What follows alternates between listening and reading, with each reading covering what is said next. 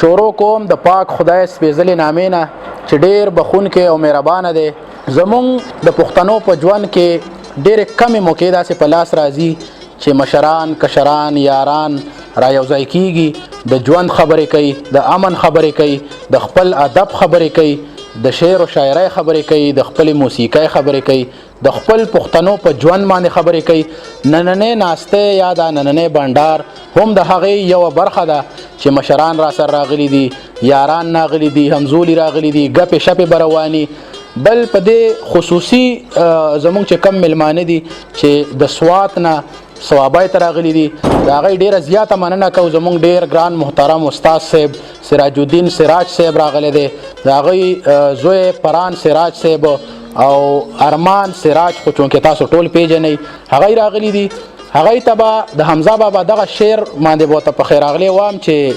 ستا د نظر غشو مې زړه وویشت پکې ودرېدو، ستا د نظر غشو مې زړه وویشت پکې ودرېدو، خوښې شو دا کور ګینې بهر هم ترې وتلی شو. ته چې ورته راغلی د دنیا هم ورته مخه شوه، ته چې ورته راغلی د دنیا هم ورته مخه شوه، زړه خو د حمزه ورکوټې کور خو اوس کلی شو. هغوی ته پخې راغلی وام د صوابای لخوا، د ندیم خان دي، د دې ټولو ملګرو لخوا هغوی ته صوابای ته په راتګ باندې پخې راغلی هرکلی وامه. مونږ سره په دې ننني پروګرام کې ډېر درانه خواږه هغه مشران چې د صوابای په ادب کې، د صوابای په سیاست کې او په بېلابېلو خبرو کې د صوابای د هغه یو خپل مقام دی، یو خپل نوم دی. را سره دا نننی چې کوم ناستی دی زمونږ د دې مشر یا دا چې د چا په مرسته راټول شوی دی، نو زمونږ ډېر ګران محترم ندیم طاهرخیلي صاحب د هغوی ډېره زیاته مننه کوو. زمونږ د هغوی ملګري عدنان خان دي، عتیق یوسفزي صاحب دي، حسن سردار دي او ګڼ شمېر ملګري دي. بخښنه به غواړو که د چا نوم پاتې شي. د هغوی چې څومره ملګري دي چې دا پروګرام یې را جوړ کړی دی، دا نن یې ماښام یې را جوړ کړی دی، په داسې یو ځای کې را جوړ کړی دی چې د امن ځای دی، د ښکلا ځای دی. او صوابای په ملنګای باندې یادېږي، صوابای د سترو سترو خلکو کور دی، صوابای ټوله د امن ځای دی. نو د هغوی ډېره زیاته مننه کوو. را سره ډېر ګران محترم زمونږ د صوابای د کوټې کلي عزیز خادم صاحب ناست دی چې تاسو ټولو به دا شعر اورېدلی چې راشه چې خبر دی د عزیز د لیونتوبه کم، راشه چې خبر دی د عزیز د لیونتوبه کم، ټوله شپه ګورېږي او خبرې کړي د تا سره.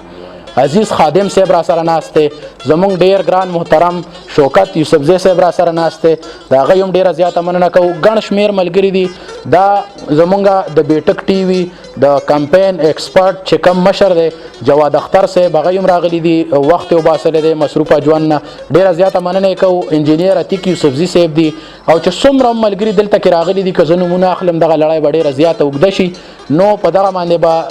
پایې ته ځان ورسوم چې څومره ملګري هم راغلي دي ټولو ته پخې راغلی وامه. کم قربانه دي د هغوی ډېره زیاته مننه کوو. او دغه پروګرام به په مخ کې بوځو. غواړو به چې که ستاسو اجازت وي نو زه به د خپل غزل یو څو شعرونه ووایم د روایت تر مخه، بیا به ګپې شپې روانې وي. چې کم ملګری شعر ویلی شي هغه به شعر وایي. او عموما د پښتنو په حجرو کې یا چې اوس وخت کې بیټکو کې دغه ماحول چې چېرته پښتانه را یو ځای شي نو شعرونه وایي، سندرې وایي، که څوک چاله هېڅ نه ورځي څه کیسه ورته وکړي. دا زمونږ ژوند دی. دغه نننۍ ناستې یا د نننۍ چې تاسو ګورئ دا د هغې یو رخ دی چې عموما پښتانه راغونډېږي نو دغه د ژوند خبرې کوي. د غزل څو شعرونه وایم چې په ټولنه کې د کار خلک دي،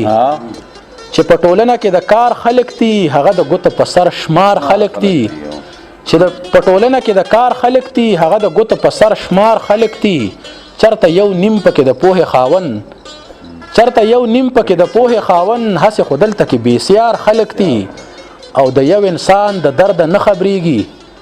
د یو انسان د درد نه خبرېږي، خو بس د هورو طلبګار خلک دي چې په ظاهره پرهیزګار ښکاري، حمزوي دغه ریاکار خلک دي. هم په دغه شعرونو باندې به ډېر ګران محترم ارمان سراج طرف ته ځمه چې هغه را سره خپلې خوښې یو څو شعرونه شریک کړي. ډېره زیاته مننه به وي. که د لر او که د بر دي پښتانه، ټول په خپلو کې په شر دي پښتانه. دشمن د پاره رو په ټوپک ولې څومره پوهه څومره نر دي پښتانه. د دشمن د پاره رو په ټوپک ولې څومره پوهه څومره نر دي پښتانه. په ډوډۍ پسې د سیل نو مسافر دي، په شته کور کې در په در دي پښتانه. په ډوډۍ پسې د سیل مې مسافر دي پشته کور کې در په در دي پښتانه او د تور سر یو حق نه مني د سره انکار ترې سراسر دي پښتانه د تور سر یو حق نه مني د سره انکار ترې سراسر دي پښتانه او د وطن پننګ ولاړ دي لکه غرونه د وطن پننګ ولاړ دي لکه غرونه خیر کناس پکې نهر دي پښتانه او د رایوان ښایست د دو په سر قایم دی د رایوان ښایست د دو په سر قایم دی د اسلام په روح خبر دی پښتانه او سراج سوال کړي د زړه سترګې بنا کړي خدایه نور خو برابر دی پښتانه تاسو واورئ د ارمان سراج د شعرونه به هم وایو د دې مشرانو نه به د دوی احساسات هم اورو را سره ډېر ګران محترم مشر شوکت یوسفزی صاحب ناست دی هغوی ته به ګو چې د هغوی ادب سره به څه تعلق نه وي خو د هغوی په سیاست کې د دې صوابای په وده کې د دې صوابای په پرمختګ کې یو ډېر زیات کردار دی هغوی ته به دغه شعر وایم چې یاران خو د یاران دي چې ماران هم غاړه باسې یاران خو د یاران دي چې ماران هم غاړه باسې دا ستا خو باسینه بلا زور دی په سینه کې ډېر ګران محترم شوکت یوسفزی صاحب چې خپل تاثرات را سره شریک کړي ډېره مننه وی بسم الله الرحمن الرحیم څنګه چې نن دا پروګرام دا غونډه شروع ده او دلته چې څنګه دا وړوکی دا ماشوم شاعر چې موږ ګورو ته نو حیران شو چې دوره ماشوم او دوره مطلب دا دی خپل شاعرونه شاعري او کنه مطلب دا چې زمونږ ذهن دوره کار نه کوي دوره وړوکی 11 کال عمر کې د چې کم پوهه ده او کم مطلب دا هغه په دې باندې عبور حاصل کنه نو دا لکه یو ډېره غټه خبره ده او الله دې کړي چې دا نورم دا زمونږ کشران او زمونږ د الله همت ورکړي چې هم دغه شی پرمختګ کوي هم دغه شی په مخ کې رواني ان شاء الله پاکستان به ترقی کوي موږ به ټول ان شاء الله خپه رواني ډېره مننه ډېره زیاته مننه د شوکت صاحب شعرونه به هم اورو خبرې به هم ریکارډ کوو را سره هغه شاعر چې تاسو ټول ورته په انتظار یې زه خپل ځاني ورته په انتظار یم چې شعر یې واورو د هغوی نظم واورو کم داسې شی دی چې په دې بازار کې نه خرڅېږي دلته هر څه خرڅېږي او هر څه خار ځان خرڅېږي عزیزه څه ښکلی خوددار اثر دی نه خرڅېږي په ځمکه نه دی د اسمان کمر دی نه خرڅېږي دغه شعرونو خالق عزیز خادم صاحب ته بخواست کوم چې په ترنم کې را سره شعرونه ووایي او دغه نظم راته هم وایي ډېره زیاته مننه وي ډېره مننه حمزوي صاحب ملګرو او خاص کر دې ماشوم ته هرکلی وایو سراج الدین صاحب شعر د جی وایي چې مې تمام عمر د هجر روجي ونیولې هېڅ دې پې نه کمیږي یو شپه د اختر راکا زه او هغه چې به د سیند په غاړه دواړه ناستو ټول ژوند مې واخله بس یو هغه مازدیګر راکا او سر هله سر شي چې تندی ستا په در ولګي چې ټیټېدلې عادت نه وي داسې سر راکا او یا خو مې سیال که د سیالانو چې په سر کې زما یاره لخي دي کې ډغرې در په در راکا او چې ماشوم یار مې تورې سترګې توروي عزیزه چې پکې ځان ګوري که ټولې خپل کمر راکا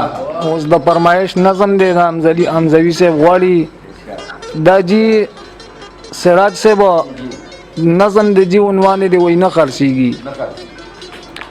انو کم داسې شی دی چې په دې بازار کې نه خرڅېږي دلته هر څه خرڅېږي او هر څه ځان خرڅېږي دلته کې تور خرڅېږي سپین خرڅېږي څوک ویني سپین او سپېڅلي نازنین خرڅېږي څوک ویني دلته مذهب او دلته دین خرڅېږي څوک ویني دلته زما د ګلالۍ اوښکې ارمان خرڅېږي او ولته زما د ګلاله سر په تاوان خرڅېږي دلته کې ښه وینه د خوار خرڅېږي څوک اخلي دلته کې ژبه او گفتار خرڅېږي څوک اخلي دلته خندا په اشتهار خرڅېږي څوک اخلي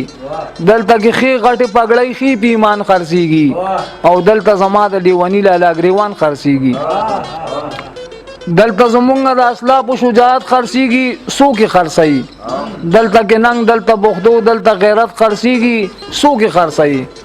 نقشې د ځمکې بې بدلولي چې عصمت خرڅېږي څوک خرڅوي سبد نصیب کوم دې د چا چې واکداران خرڅيږي او زړګي نه چوي د چمن چې د ګلان خرڅيږي نو دلته کې دین او دنیا دواړه برملا خرڅيږي سو کې خرڅي دلته فرمان مې د رحمان نه چې مولا خرڅيږي سو کې خرڅي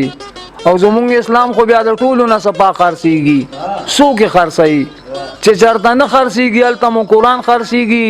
جونه سودا کوي بازار کې چې ناران خرڅيږي دلته کې دین او دنیا دواړه برملا خرڅيږي سو کې خرڅي دلته فرمان مې د رحمان نه چې مولا خرڅيږي سو کې خرڅي او زمونږ اسلام خو بیا د ټولو نه صفا خرڅيږي سو کې خرڅي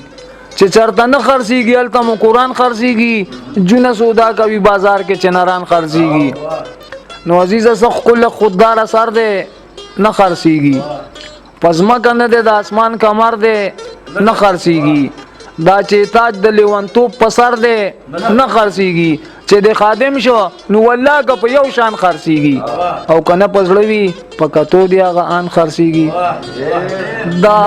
لا څنګه مازی ګرځي چې یار نشته غم میں غند زړه پسر دے چې یار نشته نو چار چاتی راو دیا میں پل یاران خندیگی زما زړه پر هر دے چې یار نشته شیخ پتمد محشر ورځ تناسته او په ما هر ورځ محشر دے چې یار نشته ها غزلا چې بغمونو کې خندانو ټول جهان نا مرور دے چې یار نشته د دنیا خلق ټولو په تماشا دینو عزیزان سراو پشر دے چې یار نشته نند خپل کلمه خام دے بیا خدای خبر چې چرتا راشه ټول دستا پنام دے بیا خدای خبر چې چرتا نند خپل کلمه خام دے بیا خدای خبر چې چرتا راشه ټول دستا پنام دے بیا خدای خبر چې چرتا او راشه ټول دستا پنام دے بیا خدای خبر چې چرتا بیقرار غلمه بیلتا نقراریگی بیقرار غلمه او بیلتا نقراریگی بیقرار غلمه بیلتا نقراریگی بیقرار غلمه او بیلتا نقراریگی بیلتا نقراریگی گوره ډیر زیات بے آرام دے بیا خدای خبر چې چرتا ہو راشه ټول دستا پنام دے بیا خدای خبر چې چرتا او راشه ټول دستا پنام دے بیا خدای خبر چې چرتا دا خطی زکزیما ژوند سوز یو نغمه ده دا خطی زکزیما ژوند سوز یو نغمه ده دا خطی زکزیما ژوند سوز یو نغمه ده دا خطی زکزیما ژوند سوز یو نغمه ده ژوند سوز یو نغمه ده بلبل گل کا ہم کلام دے بیا خدای خبر چې چرتا او راشه ټول دستا پنام دے بیا خدای خبر چې چرتا راشه ټول دستا پنام دے بیا خدای خبر چې چرتا دا پزر او پزور ندا لیوانه قسمت بغواړي دا پزر او پزور ندا او لیوانه قسمت بغواړي دا پزر او پزور ندا لیونه قسمت بغواړي دا پزر او پزور نه دا لیونه قسمت بغواړي لیونه قسمت بغواړي د تن کو سرو شوندو جام دې بیا خدای خبر چې چرتا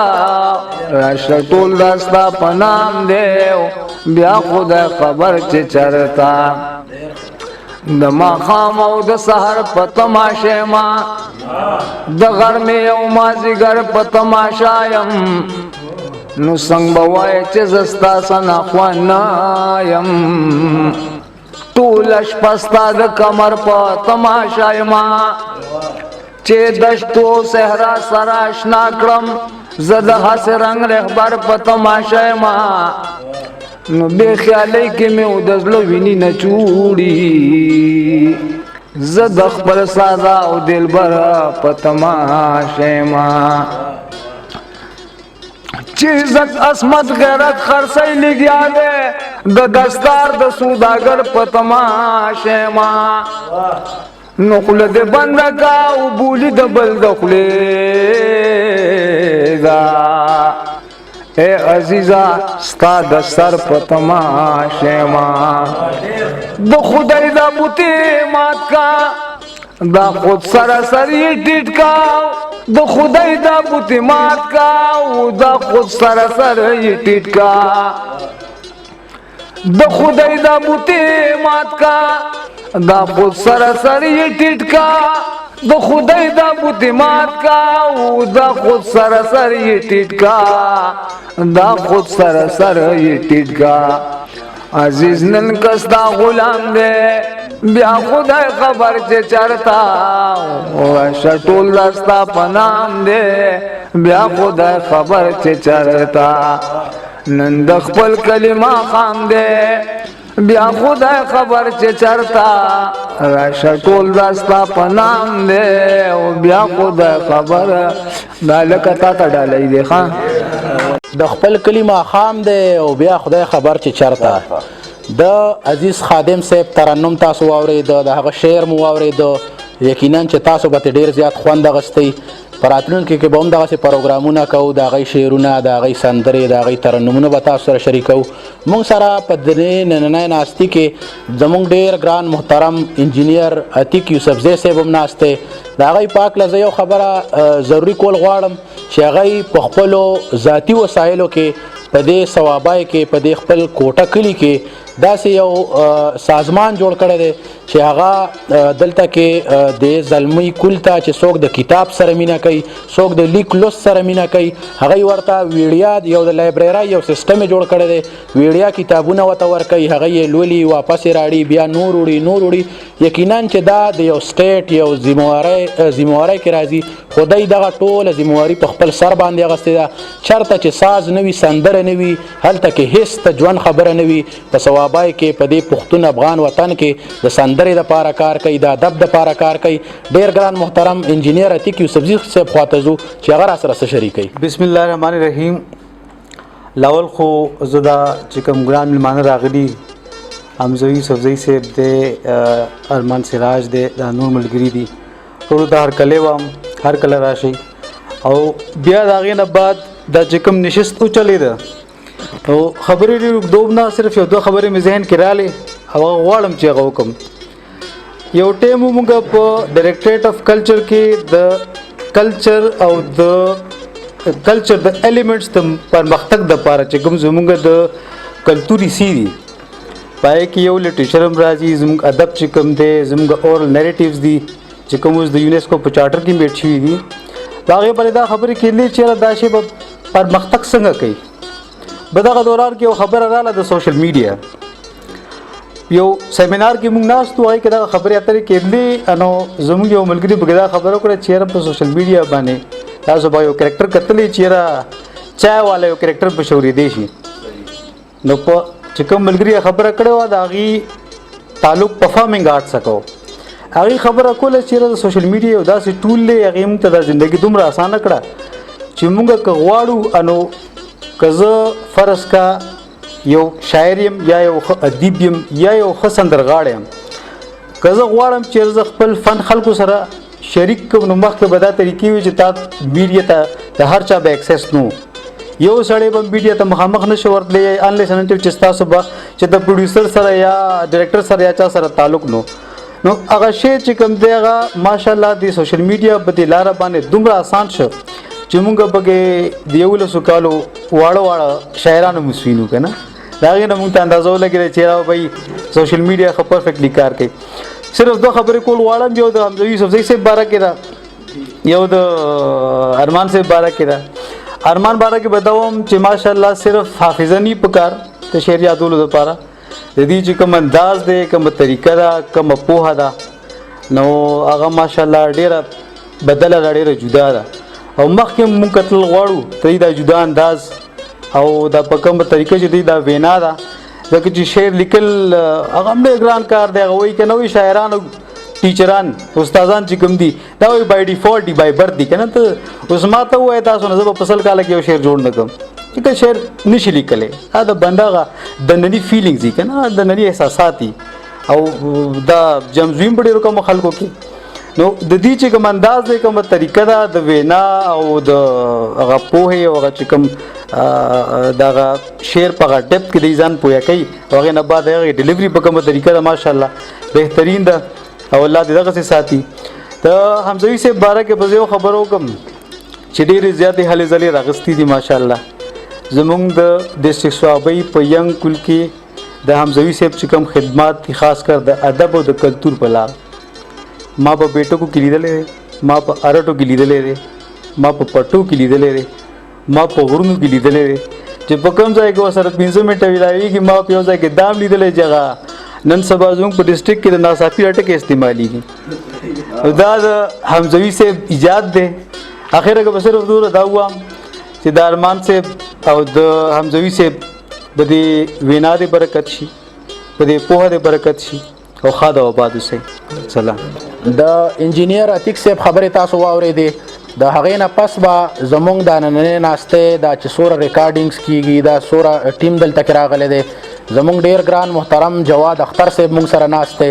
چې زه هر ځای کې دا خبره کوم چې په پښتنو کې داسې خلک ډېر زیات دي چې پیسې ګټي لوی لوی کاروبارونه دي په پاکستان په لوی لوی ښارونو کې خو د هغوی مقصد صرف پیسې ګټل وي